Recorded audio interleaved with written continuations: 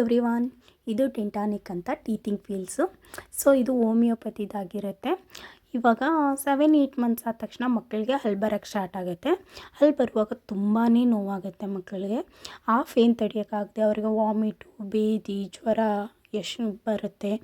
So ಎಷ್ಟೋ ಮಕ್ಕಳಂತೂ ಹಾಸ್ಪಿಟಲ್ಗೆ admit ಆಗ್ತಾರೆ. ಇದರಿಂದ ನಾವು ಮಕ್ಕಳನ್ನ ಹೆಂಗೆ ಪೇನ್ ಕಮ್ಮಿ ಮಾಡೋದು ಅನ್ನೋರಿಗೆ ಇದು ಒಂದು ಒಳ್ಳೆಯ ಆಪ್ಷನ್ನು.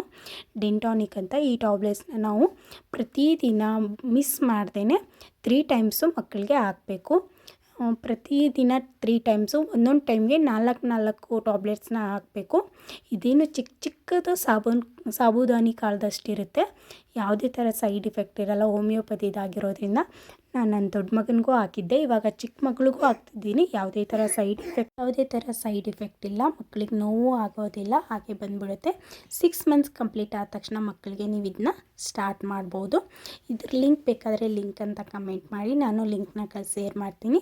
ಅಥವಾ ಮೆಡಿಕಲ್ ಶಾಪ್ಗಳಲ್ಲೂ ಕೂಡ ಇದು ಸಿಗುತ್ತೆ.